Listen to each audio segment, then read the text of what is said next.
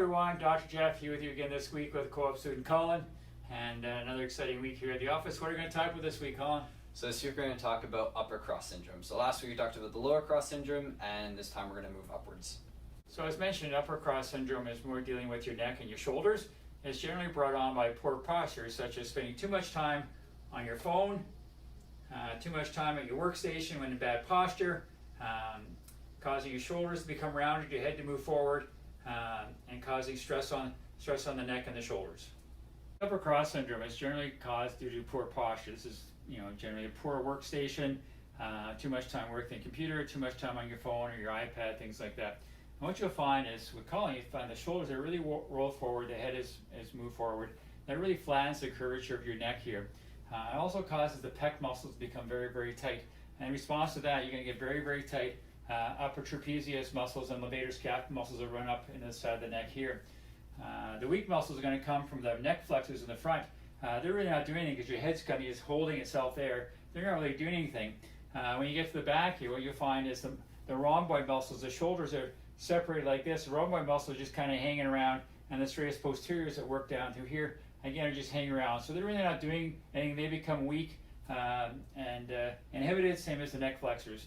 So one way you want to test for this, is a simple test, is trying to lift your arms up. So if you try to lift your arms up over your head, what you'll find is you can't get them up over your head. As soon as you get your posture corrected, head back, push your arms up, now your arms reach towards the ceiling.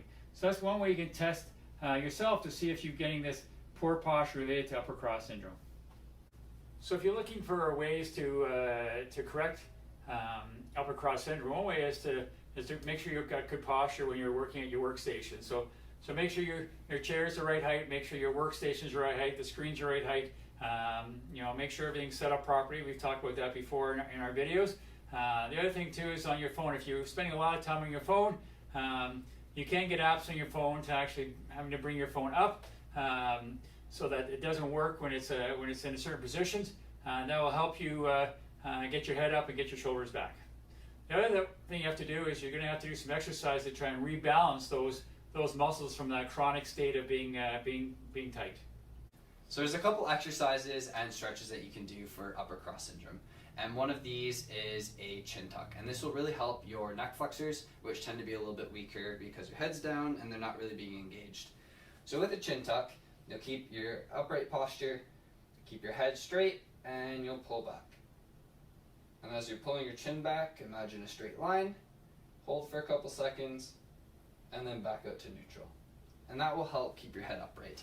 You want to maybe start with 3 sets of 5, and if you tend to get better or a little bit stronger, then you can maybe move to 3 sets of 10 reps. And another exercise that you can do is for the lower traps and the rhomboids. So these again tend to be weaker because we're hunched over, they're not being engaged. And a great way to do this or strengthen them is to do pullbacks. So as I'm turning around here, I'm keeping again nice and good posture, and I'm going to pull my shoulder blades back, hold for a couple seconds, and then come back out. Again, we're not focusing on our shoulders going up, we're trying to keep our shoulders neutral and just pulling back, and you should feel a good tightening and strengthening through here. And what that will do is will help keep an upright posture and improve your posture. And again, same thing with the last exercise, start with 5 reps and 3 sets, and if you get a little bit better, you can work towards 3 sets of 10 reps. And a couple stretches that you can do is you can tilt your head to the side, and you're going to pull to that same side. So this will really stretch out your levator scap and your upper traps. So again, tilting your head to the side, crossing your hands in the back, and pulling. And you should feel a nice stretch in through this area here. And the last stretch you can do is a pec stretch. So when your pecs get tight, you tend to have rounded shoulders, and so you want to make sure they're nice and loose so that you can fix your posture. So what you'll do is you'll put your mid back in the middle of a ball, and you'll just reach back. And you should feel a nice stretch through your pecs. So with the stretches, you want to generally hold them between 5 to 7 seconds. And again, start with 5. If 5 is too much or it's too little, then we can adjust. Ideally, you're working up to getting to 10 reps and holding them from 5 to 7 seconds each. So upper cross syndrome can come on quite slowly. You may not notice it all that much. It becomes a very chronic condition. You may start to notice that all of a sudden when you're driving, your neck is getting kind of stiff when you're trying to drive, and you can't go as far. You're starting to get headaches. You just start to get a tight chest. You start to have some breathing issues, things like that.